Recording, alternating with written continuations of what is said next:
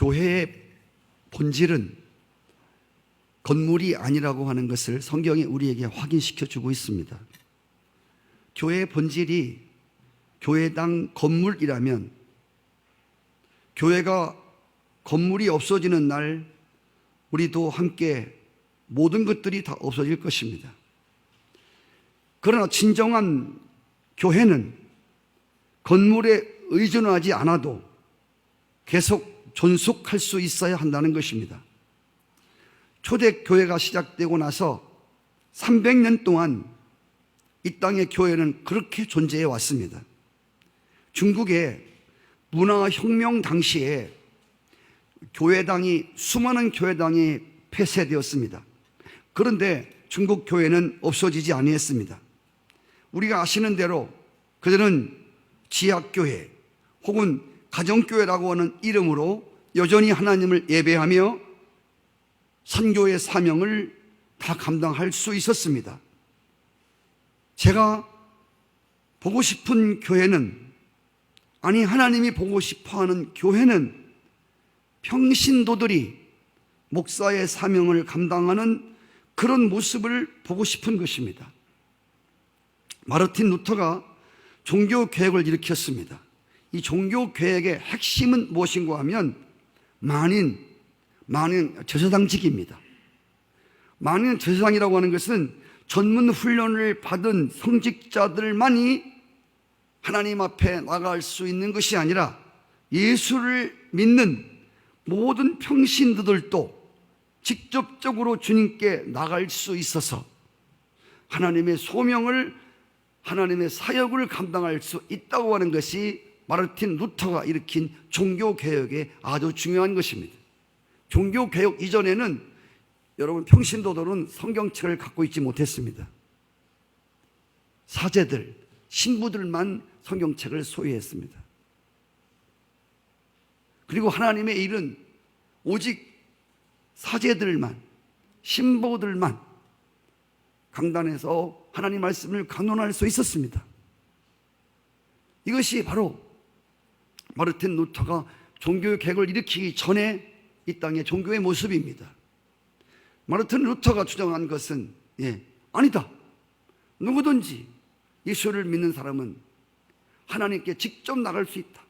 신부 없이도 직접 나가서 하나님과 1대1로 만날 수 있고 하나님 말씀을 누구든지 선포할 수 있는 사명이 있다고 가르친 것입니다. 그런데 많은 경우에 평신도들이 목사직을 감당한다? 이 강대상은 목사만 올라온 자리가 아니에요. 우리 감리교는 자유주의 신학이라고 하는데 자유주의 신학이 아니에요. 여러분 감리교처럼 뜨겁고 감리교처럼 성령의 역사를 많이 강조하는 교회가 없어요. 네?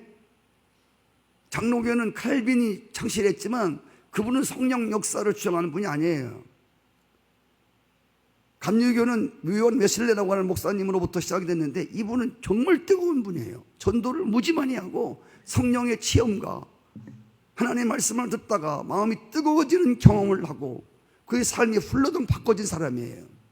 감리교는 뜨거움을 강조하면서도 철저히 하나님의 말씀에, 너무 성령파들은 병 고치고 눈에 보이는 것들만 따라가지만 또 어떤 교파는 말씀만 하고 성령의 역사를 제지하는 교파도 많지만 감리교회는요 정말 성령의 역사와 하나님의 신실한 말씀의 역사, 모든 이 땅의 목사들 중에서 감리교회 목사님들이 공부를 제일 많이 해요. 감리교회가 목사님 따기가 제일 어려운 게 감리교단이에요.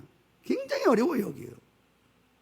장로님들도 그냥 장로 주는 게 아니라 장로도 계속 시험 봐서 장로도 안수를 줍니다. 합격을 해야 돼요.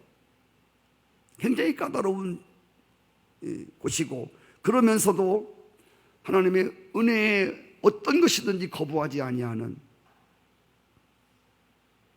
그래서 이 강단에 여자도 세우고요, 여자 장로도 있고요. 왜? 그리스도 안에 모든 사람이 평등하기 때문에. 할렐루야. 장로님들도 권사님들도 여기 올라오셔서 설교하실 수 있어요. 그런데 많은 경우에 그냥 구호에만 그치고, 누구든지 예수 믿는 사람들은 하나님께 나갈 수 있고 말씀을 전할 수 있다고 하는 건 그냥 구호에만 그치지, 한국교회의 약점은 너무 목회자만 의존한다는 것입니다. 목회자가 장구치고 북치는 교회는 건강하지 못한 교회예요. 교인들이 목사 하나만 바라보고 신앙생활하는 것은 여러분 아주 어려워요. 어떤 목사는 인기가 아주 있는 목사가 있어요. 그 목사 죽으면요, 그 교회 굉장히 힘듭니다.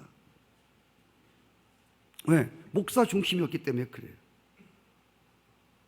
만일 중국교회가 목회자만 의존한 교회였다면 중국교회는 더 이상 존재할 수 없었을 것입니다. 아까 말씀드린 대로 중국에 문화혁명이 있었을 때 중국 정부가 선교사들을 모두 추방했습니다. 성직자들을 활동을 중지시켰습니다. 그렇지만 그들은 지하로 들어가서 작은 가정교회를 꾸리기 시작했습니다.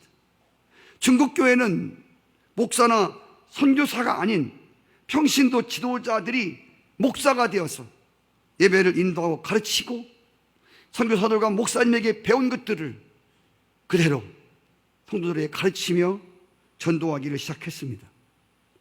그래서 그 지하교회와 숨어서 평신도 인도자들이 예배를 인도했던 그 교회들이 부흥되어서 오늘날 1억 5천 2억이라고 하는 어마어마한 숫자의 중국 교회를 만들어 놓았습니다. 그렇다고 해서 교회 건물이 필요 없다든지 목사직이 필요 없다고 하는 것은 아닙니다. 실제로 어떤 지금 교회들은 건물도 없이 십자가도 없이 목사도 없이 자기네끼리 예배하고 헌금 걷어서 선교하고 이런 교회들이 있습니다. 전혀 틀리진 않았지만 성경적으로는 온전하지 못한 교회임이 틀림없습니다. 왜? 교회는 목사직을 분명히 말하고 있습니다.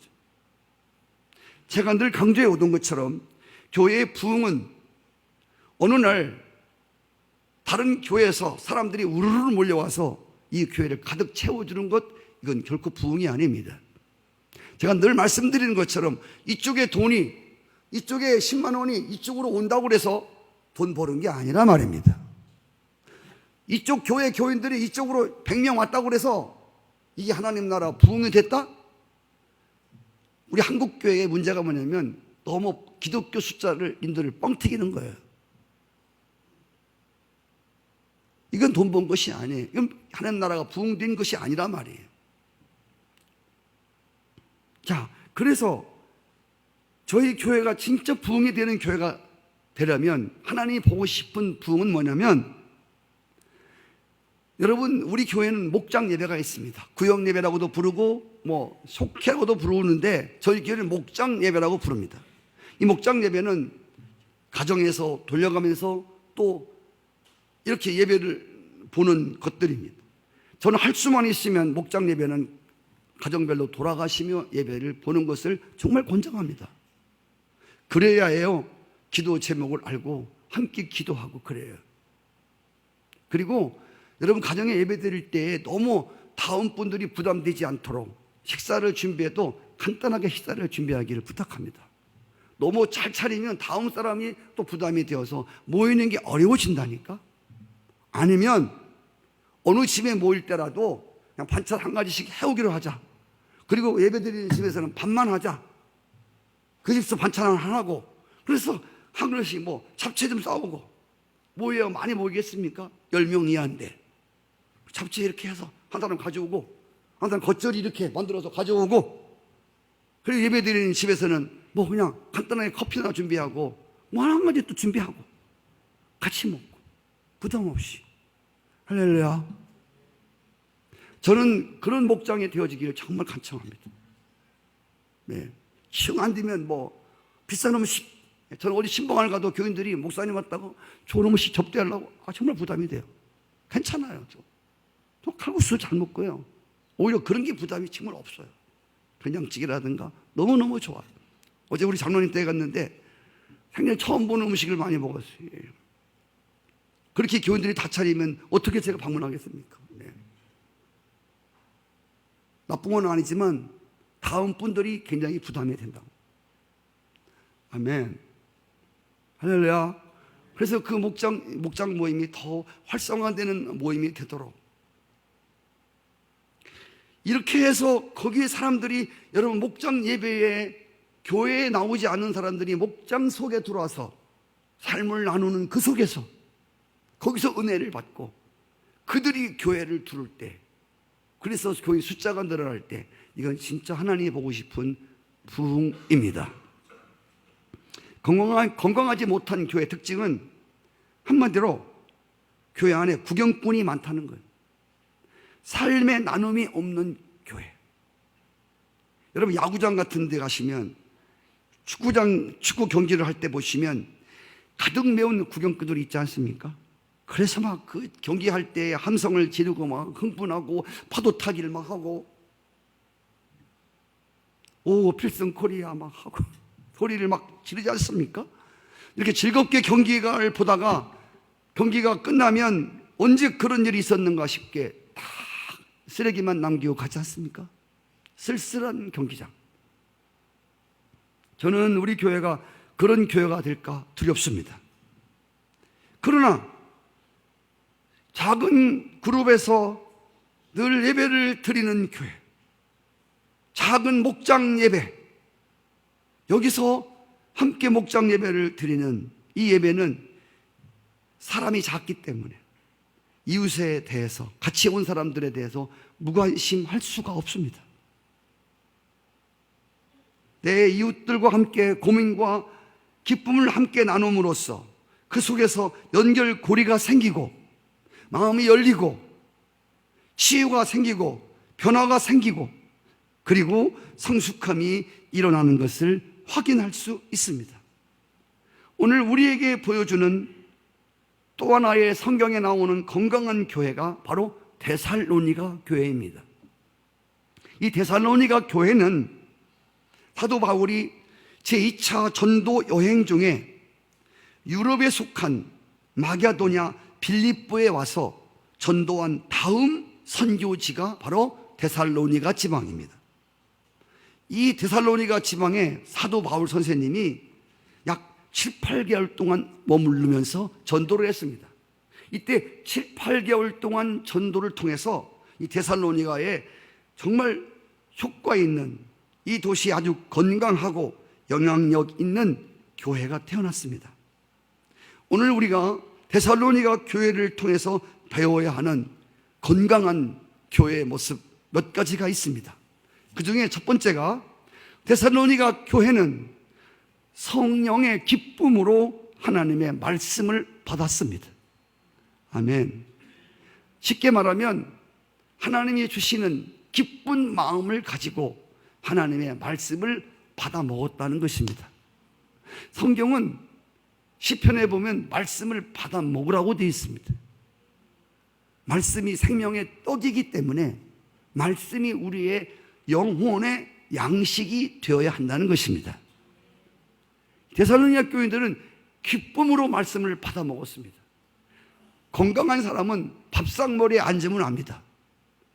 건강한 사람은요, 반찬이 무엇이든지 간에 밥이 뭐 보리밥이든 쌀밥이든 뭐 잡곡밥이든 할 거 없이 그냥 건강한 사람 먹는 걸 보면 정말 옆에서 먹고 싶은 그런 감동을 자아낼 만큼 어떤 음식도 잘 먹습니다.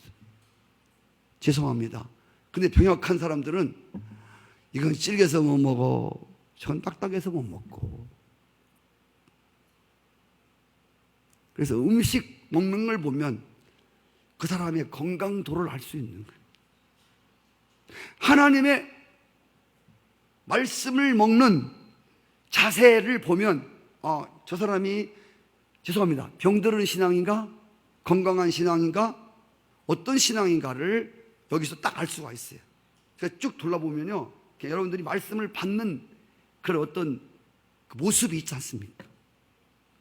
특별히 예배 시간에 막 좋으시는 분은 피곤해 조는 게 아니에요. 예배 시간에 여러분 졸음이 오는 건 피곤해서 자는 게 아니에요. 그건 대단히 영적으로 지금 어떤 회복을 시켜야 될 영적인, 죄송합니다, 문제가 있는 사람이에요. 이따가 좀 더 말씀을 드리겠습니다마는, 자, 데살로니가 교회는 하나님의 말씀을 먹을 때 기쁨으로 말씀을 받았습니다. 기쁨으로 말씀을 받았다. 교회라는 공동체는 다른 세속적 공동체와 구별되는 것이 하나님의 말씀에다가 그렇게 중요성을 둔다는 것입니다. 성경은 우리가 말씀으로 거듭나서 그리스도인이 되고 말씀에 의해서 성숙해 간다고 말했습니다. 아직도 교회를 다니지만 미성숙한 그리스도인들은 하나님의 말씀을 듣다가 말씀이 잘 안 들어오는 게 있어요. 그 말씀이 안에서 소화가 안 되는 말씀이 있어요. 그것 때문에 어려움을 겪는 사람들이 있습니다. 근데 여러분들이 장성한 그리스도인이 되면 하나님의 말씀, 신구약 어떤 말씀이 선포되더라도 하나님의 말씀은 그리스도 예수 안에서 얼마든지 예가 되므로 우리가 아멘 하여 영광을 돌리게 되느니라. 어떤 말씀, 그 나를 위로하는 말씀이든지 나를 책망한 말씀이든지 회개를 요청하는 말씀이든지 어떤 말씀이든지 간에 하나님의 말씀은 예, 하나님의 말씀은 아멘이 되는 거예요. 아직도 하나님 말씀이 들어오는데 요건 좋은데 저런 건 말씀으로 나를 치는 거야? 이런 사람은 지금 마음에 문제가 있다는 겁니다. 그래서 아까 여러분 제가 기도할 때도 하나님 말씀을 들을 때 의에 줄이고 굶주린 사람처럼 여러분의 영혼이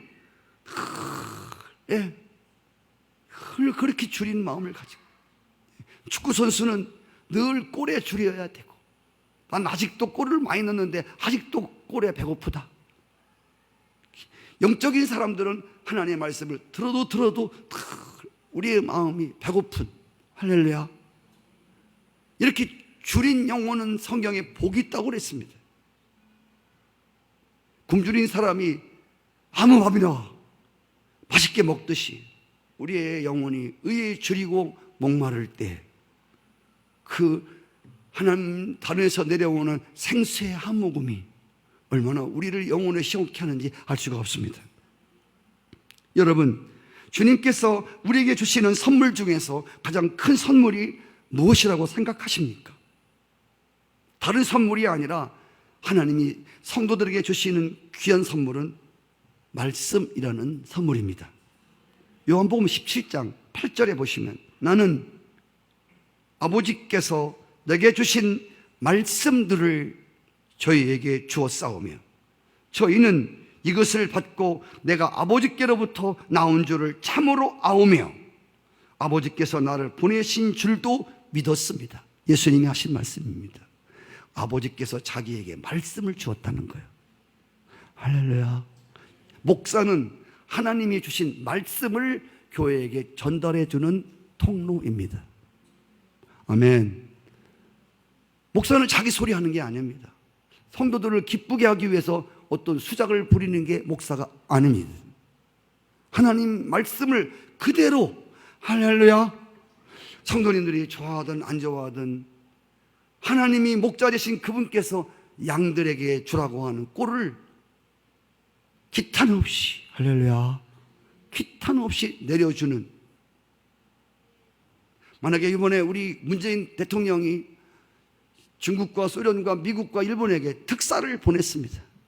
특사를 보낼 때는 거기 대통령 거기 글이 있습니다. 근데 특사가 가면서 이런 거는 푸틴 대통령이 안 좋아하겠는데, 그렇죠? 이 특사가 아닙니다. 이거는요, 갔다 오면 바로 감옥서 가야 됩니다.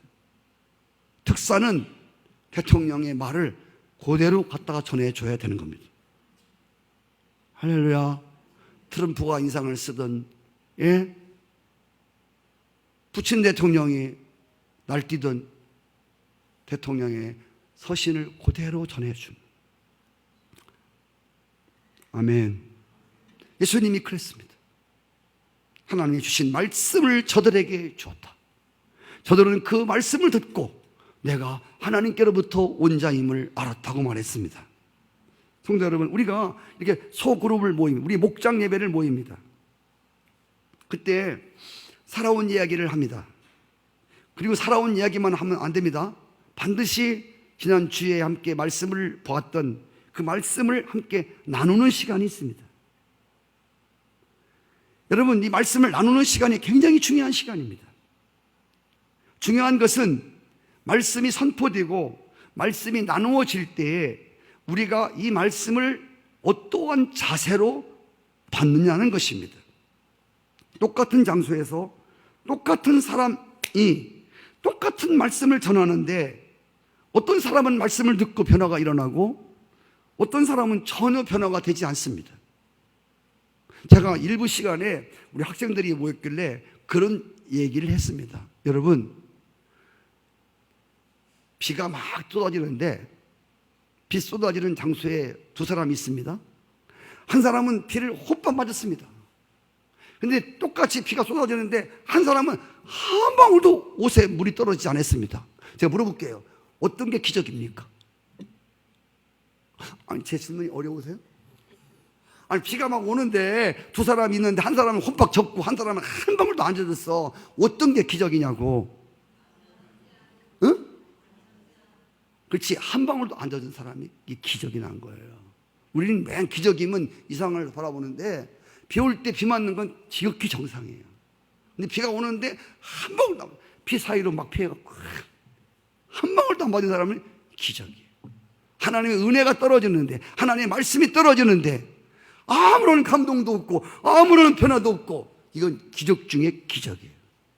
나는 여러분들이 이런 기적의 주인공이 되지 않기를 축복합니다. 말씀이 떨어지면 아멘이 되고 은혜가 되고 할렐루야, 우리 마음에 확신이 오고 믿음이 오고 기쁘고, 그래서 인상 쓰고 돌았다가 나갈 때는 활짝 웃고 나가야지. 아멘. 교회 올 때는 책가방이 그렇게 무겁다가도 은혜 받고 나갈 때는 활짝 들고 할렐루야, 궁둥이 뒤로 빼고 그러면 노래 부르며 가는. 아멘. 하나님은 우리의 인생을 신바람나게 하는, 하나님의 우리 인생에 새로운 누구도 줄 수 없는 확신과 용기와 믿음을 주시는 분임을 믿습니다. 성도 여러분, 왜 똑같은 장소에서 똑같은 사람이 똑같은 말씀을 전달하는데 어떤 사람은 변하고 어떤 사람은 안 변하는, 아무런 은혜가 없다는 거예요. 왜 그럴까요? 말씀의 능력이 없어서일까요? 아닙니다. 문제는 말씀을 받아들이는 사람의 태도가 문제예요. 말씀을 받아들이는 사람들의 마음이 중요하다는 것입니다. 이것이 여러분 잘 알고 있는 성경에 나오는 씨 뿌리는 비유에서 나오는 얘기입니다. 씨는 같아요. 씨는 참 좋은 씨야. 그런데 밭이 다른 거야. 밭이 길가가 있어. 반질반질 다른 길가. 돌짝밭 같은 가시덤불이 있는 밭도 있고, 그리고 이 모든 것들을 다, 저희 집사람이 저 산맥 치다가 성산 농장을 만들 때 그 자갈밭, 자갈 다 골라내고, 거기 막 나무 뿌랭이 막 전부 캐내고, 황무지를 옥토로 만들어서 심듯이 이렇게 좋은 땅이 있습니다. 잘 씨를 뿌리면 잘 씨가 자랄 수 있는 그런 땅을 만드는, 여러분의 마음의 밭도 마찬가지예요. 그래서 교회는 시간을 딱 맞춰 오는 것, 와주시는 것도 감사하지, 하나님께 나온다고 하는 게 보통 어려운 게 아니잖아요. 만사를 제패해놓고 예배 몇 시에 봐? 11시에 딱 시간 봐갖고 11시에 하여튼 2분 전에, 아니면 11시 딱, 그래서 시계 보면서 이야 기가 막히게 왔네. 전도사님이 다 같이 일어나서 그때 딱 들어오는 거야. 여러분, 이건 그래도 괜찮지만 감사하지만 이런 신앙에 문제가 있는 게 뭐냐면 마음의 준비를 못하는 거야. 교회는 미리 와서요, 적어도 한 15분 전에 와서 하나님께 충분히 한 주간 동안 잘못된 우리의 마음을 주께 펼쳐놓고, 무거운 것들, 복잡한 것들 하나님께 다 내려놓고 회개하고, 그리고 오늘 본문 말씀이 뭔가 펴놓고 한번 쫙 읽고, 또 주부를 보면서 오늘 말씀의 내용이 뭔 것인가? 우리 교회가 좋은 게 뭐냐면 그 주의 말씀이 나오잖아요. 다른 교회는요, 전주 말씀이 한 주 늦게 말씀이 나오잖아. 저들은 그냥 그 주 말씀이 다이렉트 나오잖아요. 오늘 말씀이 뭔가 쭉 보고, 할렐루야, 교회 소식을 쫙 보고, 그리고서 마음을 준비하면서 기다리는 마음으로, 할렐루야, 다 같이 일어납시다. 그러면 우리 마음이 흥분된 마음을 가지고 일어나서 하나님의 찬양을 감동 어리게 부르고, 아멘. 이러면 틀림없이 그날 하나님이 은혜를 주시고 여러분의 마음과 생각과 여러분의 삶에 놀라운 변화가 일어나게 하시는 축복이 임할 것을 확신합니다.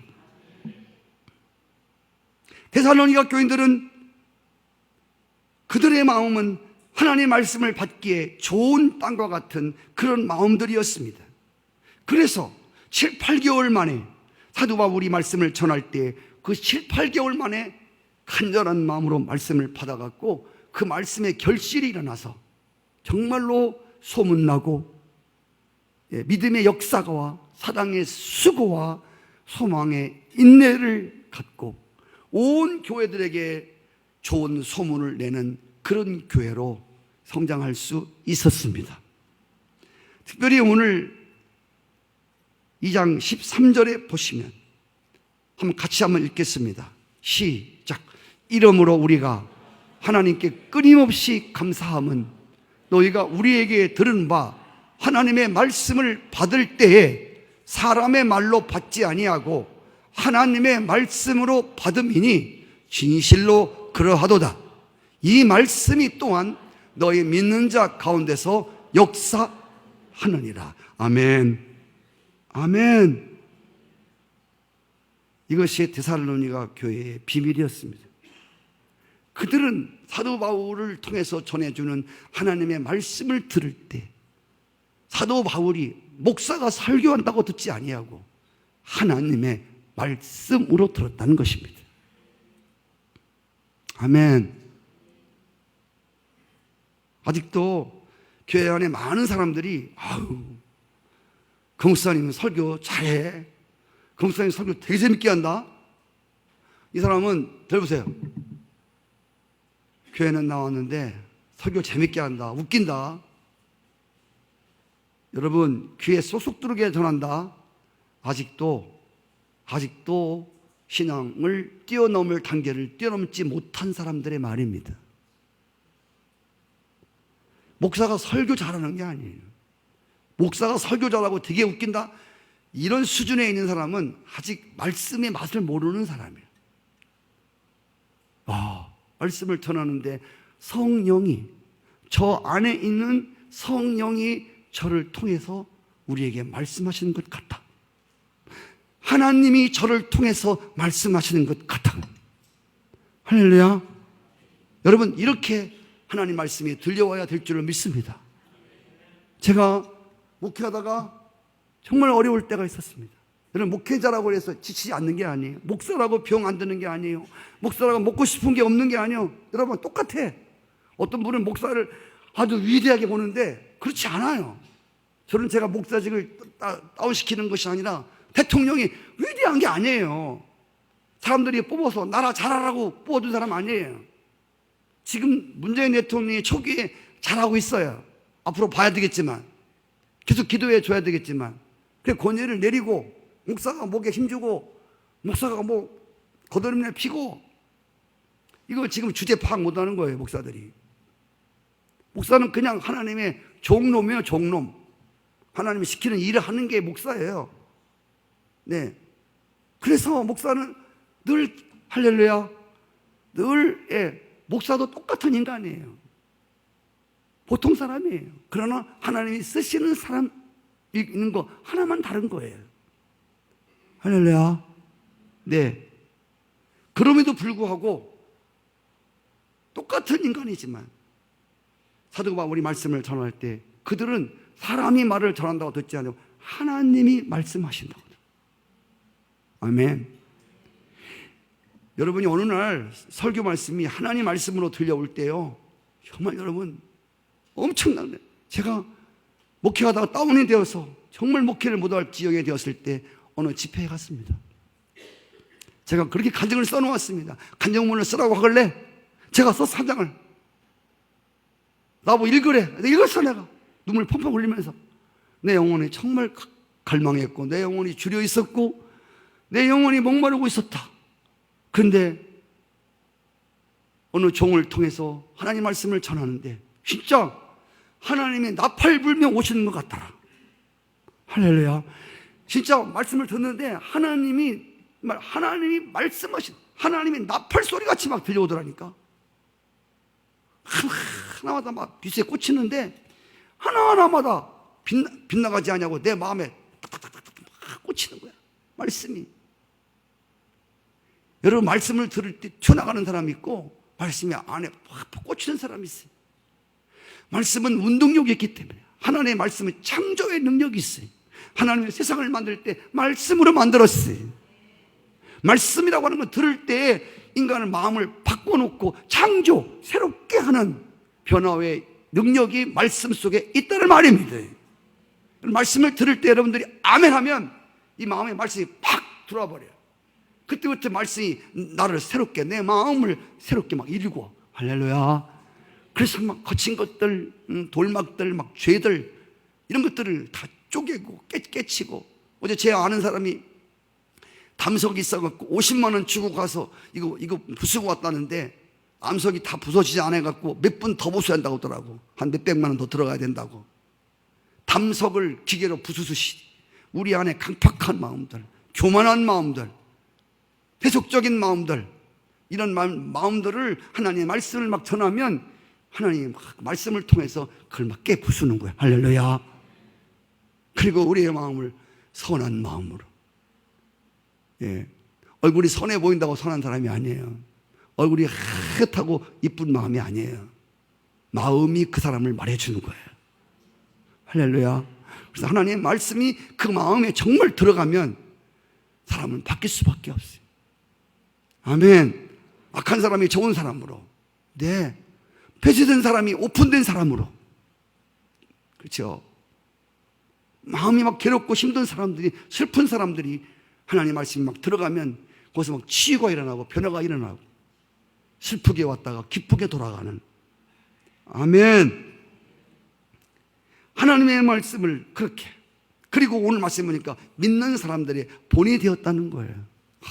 데살로니가 교인들은 교회가 세워진 지 얼마 안 됐고 믿은 지 얼마 안 됐지만 정말 믿는 사람의 본이 된 거야. 저는 우리 교회에 와서 지금 새롭게 공부를 하고 초신자 교육을 받고 교회 나오시는 분들이 계시는데, 교회 몇십 년 믿어도 하나님 앞에 약속 있는 예물을 11조를 못 드리는 사람도 있어요. 근데 저희 교회에 오신 초신자들은요, 나오면서부터 11조를 드려버려. 우와. 여러분 정말이에요. 죄송하지만, 죄송하고 미안한데 아직 권사가 되어도 11조 못하는 사람이 있어요. 벌벌벌. 하나님의 약속이 있는, 이 11조는 세금이 아니에요. 11조는 돈 내라고 하는 게 아니라 모든 것이 하나님께 있음에 대해서, 모든 물질과 내 생명과 내 삶이 하나님께 있음에 대해서 주권을 인정하는 행위라 그 말입니다. 하나님이 더 준다고 했잖아. 우리가 하나님의 신실하기 때문에 우리가 하나님 믿는 것이지, 하나님이 사기치거나 더 준다고 했다 안 준다거나 그러면 누가 예수 믿겠습니까? 하나님은 어제나 오늘이나 신실하고 변치 아니하고. 할렐루야. 세상은 바뀌고 유행은 바뀌고 계절은 바뀌고 인간들은 왔다 갔다 하지만, 준다고 했다가 안 주지만 하나님은 약속의 말씀은 1.1핵도 변치를 않아. 하나님은 신실하신 분이야. 생명을 던지고 믿어도 믿을 만한 분이셔. 그래서 이 땅에 수많은 인생들이 왔다가 예수 믿고 생명을 버리면서 끝까지 예수를 붙들고 순교할 수 있었던 비밀임을 믿으시기 바랍니다. 자, 지금 이 사람 정말 믿음의 본이 된 사람이야. 믿음의 샘플이야. 믿음의 모델이야. 야, 모든 교회들이, 야, 데살로니가 교회 좀 봐봐. 믿은 지 얼마 안 됐는데 사랑의 수고와 믿음의 역사와 하나님께 대한 소망을 두고 살아가는 그들의 본이 아시아와 모든 아가야와 모든 지방에 다 퍼진 거예요. 나는 우리 교회가 성도들의 이런 아름다운 믿음이 본이 되어 이 땅에 많은 교회들에게, 교회들을 깨우고 성도들에게 영향을 입히는 본이 되어지는 신앙생활 하시기를 주의 이름으로 축복합니다. 성도 여러분, 이제 우리가 직면한 가장 큰 문제가 뭐냐면 본받고 따라갈 모델이 없어요. 본받고 따라갈 리더를 상실한 시대입니다.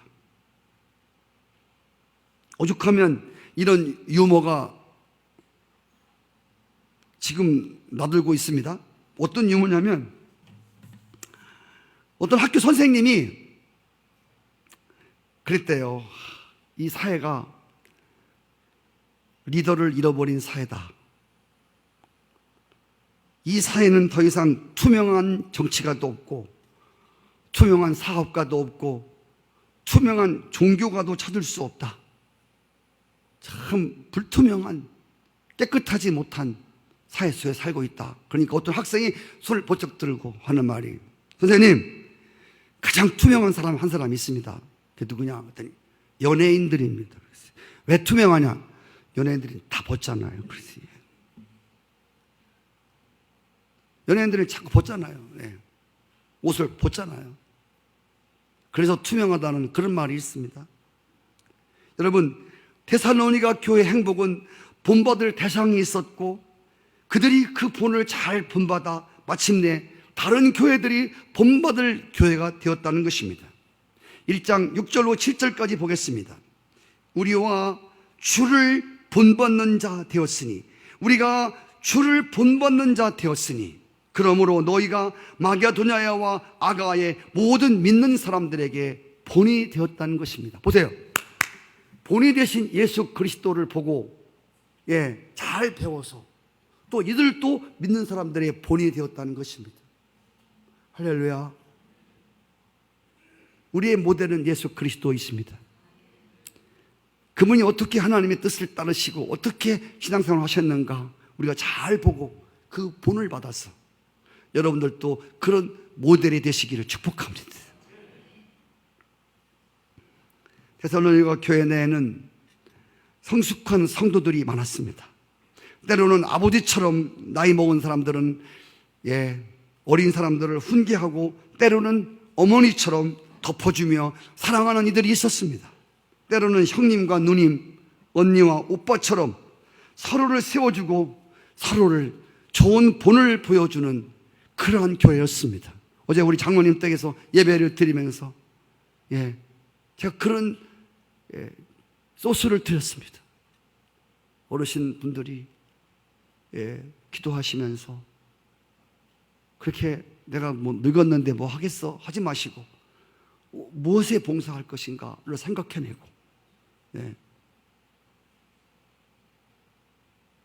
주일학교에다가 뭐 간식이나 이렇게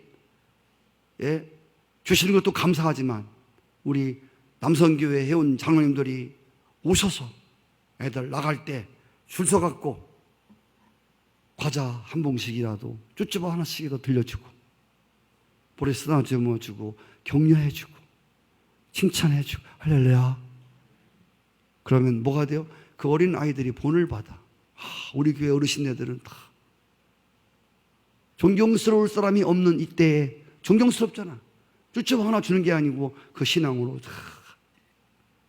그리고 젊은이들에게는 도전이 되고 본인들에게는 삶의 의미가 되고 행복이 될 것을 믿습니다.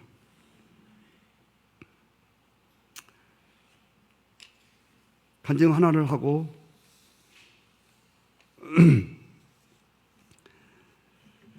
같이 마치도록 하려고 그러는데, 이 데살로니가 교회를 변화시킨 이런 일들이 이렇게 같이 모여서 대예배를 통해서 변화된 것이 아니라 말씀드린 대로 이렇게 목장, 가정에서 모이는 그 예배를 통해서 놀라운 역사가 일어났다는 것입니다. 나는 우리 교회도 데살로니가 교회를 변화시킨 역사와 같이 목장 안에서 나는 이런 큰 역사가 일어나게 될 것을 나는 기대하고 있습니다.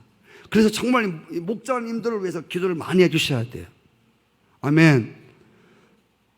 여러분, 목사를 위해서 기도를 많이 해주셔야 되고요, 지도자들을 위해서 기도를 진짜 많이 해주셔야 돼요. 목사들이 성령이 충만하셔야 돼요. 할렐루야. 성령이 충만하고 말씀이 충만하고 그런 가운데 가급한 영혼들이 그 자꾸 목장에 가서 나누고 싶고 함께 말씀을 듣고 싶고, 그런 목자들로 여러분 더 거듭나시기를 축복합니다. 지금도 잘하고 계시지만 더 하나님께 엎드려서 더 많이 은혜를 담으세요. 흘러보낼 게 있어야 흘러보내지. 그래서 이런 목장 안에서 정말 아름답게 그런 일들이 잘 이루어져서, 그래서 하나님의 교회가 데살로니가 교회같이 부흥하는 교회가 되어지기를 축복하고, 데살로니가 교회 마지막으로, 데살로니가 교회는 주님 다시 오심을 특별한 열정으로 기다리는 교회였다는 것입니다. 주님 다시 오시는 것에 대해서 특별히 이 데살로니가 교인들이 많이 기다렸습니다. 이걸 보고 신학적으로 말하면 종말론적인 교회였다는 것입니다. 어떤 사람들은 종말론적인 교회를 말하면 꼭 요한계시록을 말하는 교회만. 여러분, 문제 있는 교회가 뭐냐면 맨날 그 교회는 요한계시록 갖고 있는 교회. 문제가 있습니다. 요한계시록을 열어야 되겠지만 요한계시록만 갖고 설교하고 요한계시록만 파는 교회는 확실히 문제가 있습니다. 거의 99.9%는 이단이에요. 사입이에요. 저는 요한계시록도 성경에 있어서 매우 중요한 말씀이라고 믿습니다. 할렐루야. 요한계시록만 다루는 교회는 99.9%는 문제가 있는 교회예요. 오늘 이 종말론에 대해서 이해를 하는 데 있어서 두 가지 입장이 있습니다. 하나는 우리가 1999년에 다미 선교회라고 하는, 또 뭐 디비아나 선교회라고 하는 선교회가 등장했습니다. 이 사람들은 누구냐면 현실을 도피하고 직장 생활을 끝내고 가정을 버리고 밤 12시에 산에 모여서 흰옷을 입고, 흰옷을 입고 주님을 기다리는 거야. 오, 주님 오시옵소서. 한 옷 입고, 밤에 얼마나 무서워요. 그 캄캄한 밤에 한 옷 입고 사람들이 오, 주여 오시옵소서. 아무것도 안 해요. 이런 극단적인 신앙이 있는가 하면 또 하나는 반대파예요. 아유, 저것들 다 미쳤어. 아니, 뭐 주님 오신다고 뭐 한 옷 입고, 아유, 나는 그거 안 믿어. 난 재림 필요 없어. 그 재림이 주님 다시 오시는 거에 대해서 부인해버리고 무시하는 사람들이 있었습니다. 데살로니가 교회 안에는 이 두 부류가 같이 있었습니다. 그래서 사도 바울 선생님이 말씀하십니다. 야, 예수님을 기다린다는 이유로 일도 안 하고 직장 생활도 안 하고 돈도 안 벌고 애들도 팽개치고 그리고 교회만 가서 오, 주여 오시옵소서. 이런 사람들, 일하기 싫은 사람들은 먹지도 말라. 그러면 이런 사람들을 본받지 말라고 주님이 말씀하십니다. 그러면서 바울은 여전히 주님이 강림하시는 것에 대해서 무시하고 이런 사람들에게는 주님이 반드시 다시 오신다고 하는 예수 그리스도의 재림과 강림에 대한 기다림의 중요성을 분명하게 이 교회에게 전달하고 있습니다. 할렐루야. 오늘 1장 10절 같이 한번 읽어볼까요? 시작. 또 죽은 자들 가운데서 하늘로부터 강림하심을 기다린다고 말하니 이는 장래 노하심에서 우리를 건지시는 예수시라.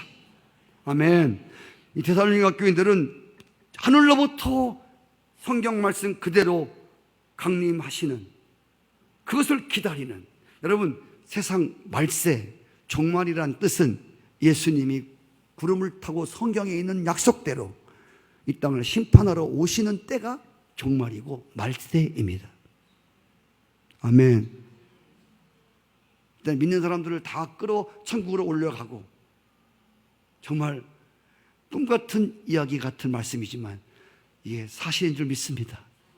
우리 믿음의 선진들은 그렇게 그때부터 주님 오심을 기다리면서 종말론적인 신앙생활을 했다 그 말입니다. 할렐루야. 오늘 성경이 가르치고 있는 종말 신앙의 본질이 무엇입니까? 내가 오늘 세상을 떠나도 주님 앞에 부끄러움 없이 서도록 준비하는 것이 이게 종말론적인 신앙입니다. 데살로니가 교회가 주는 결론이 뭐냐면 5장 23절 같이 한번 읽어볼까요? 진영 중요한 것이에요. 시작. 평강의 하나님이 친히 너희로 온전히 거룩하게 하시고 또 너희 영과 혼과 몸이 우리 주 예수 그리스도에 강림하실 때에 흠없게 보존되기를 원한다. 아멘. 이것이 정말 예수님이 교회들에게 주신 말씀이에요.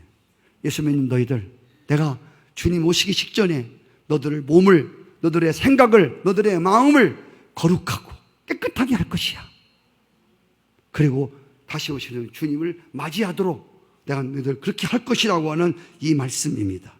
성도 여러분, 그래서 내 인생이 언제라도 끝날 수 있다고 하는 것을 준비하고 사는 것, 주님이 언제든지 오실 수 있다고 하는 것, 이것을 준비하는 신앙이 바로 종말론적 신앙입니다.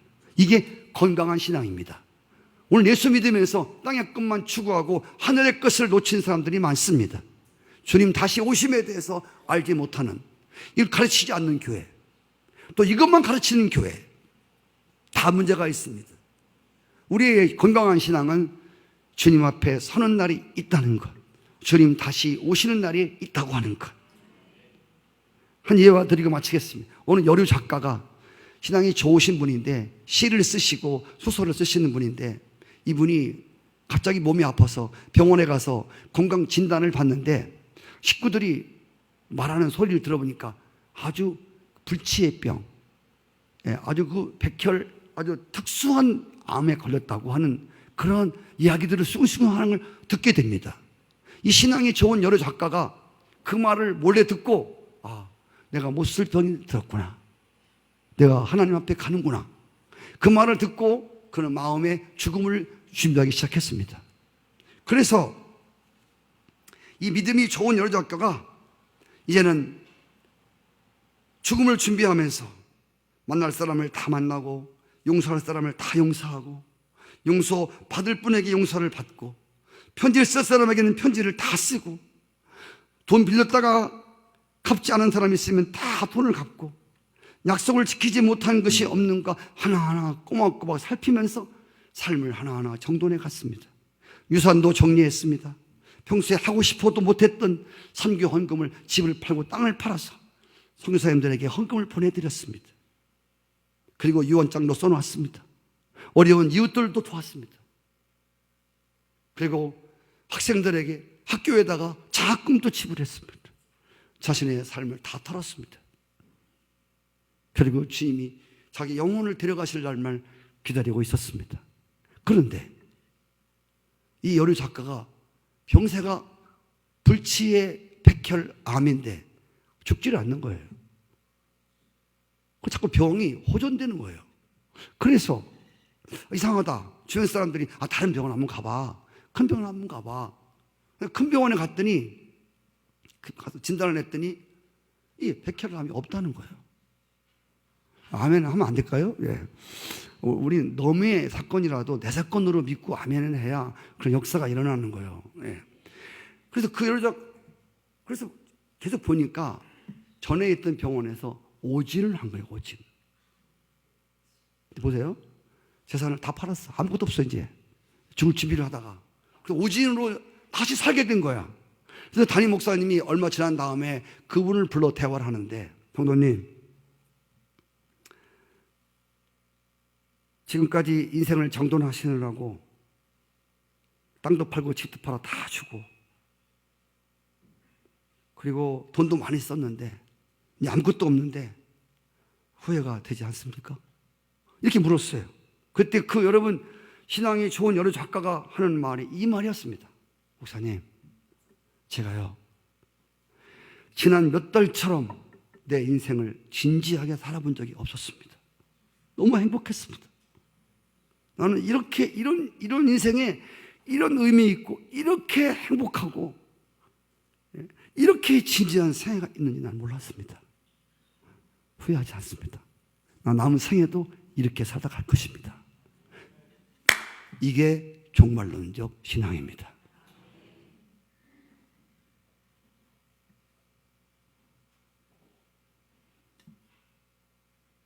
이 종말론적 신앙, 재림신앙, 하나님 앞에 선다고 하는 이 신앙이 세상을 변화시켰습니다. 여러분, 오늘 이 데살로니가 교인들에게 세상 사람들이 붙여준 별명 하나가 있었습니다. 사도행전 17장 6절에 보시면 천하를 어지럽히는 사람들이다. 한번 따라해 볼까요? 천하를 어지럽게 하는 사람들. 이 말을 원어 성경에서 보면 세상을 뒤집어 놓는 사람들이라고 하는 거예요. 데살로니가 교인들을 보고 제대로 세상을 뒤집어 놓는 사람들이에요. 할렐루야. 세상을 뒤집어 놓는 사람들이 여기도 들어왔다는 거예요. 그래서 뭐야? 우리도 뒤집어질 것이라는 것이. 할렐루야. 세상을 뒤집어 놓고 회사를 뒤집어 놓는 저 예수쟁이가 우리 회사에 들어왔으니 우리 이제 다 뒤집어졌어. 이런 별명이 붙은 데살로니가 교회. 이보다 더 귀한 고백이 또 있을까요? 주님 오심을 사모하는 자들이기 때문에 그냥 주님만 기다린 것이 아니라 주님 오시는 것을 분명히 믿었기 때문에 그동안 하지 못했던 일들을 분명히 할 수 있는 교회, 믿음의 수고를 했고 사랑의 수고를 했고 소망의 인내를 품었습니다.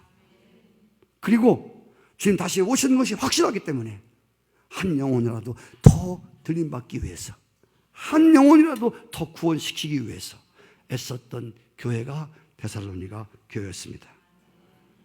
오늘 우리 성산교회가 이 땅의 교회들이 종말론적 신앙을 가지고 그렇게 본을 보이면서 말씀을 믿음으로 받고 그 말씀이 역사하여 모든 믿는 사람들에게 주변에게 소문이 나고 하나님 나라를 부흥시키는 그런 교회가 되었으면 좋겠습니다.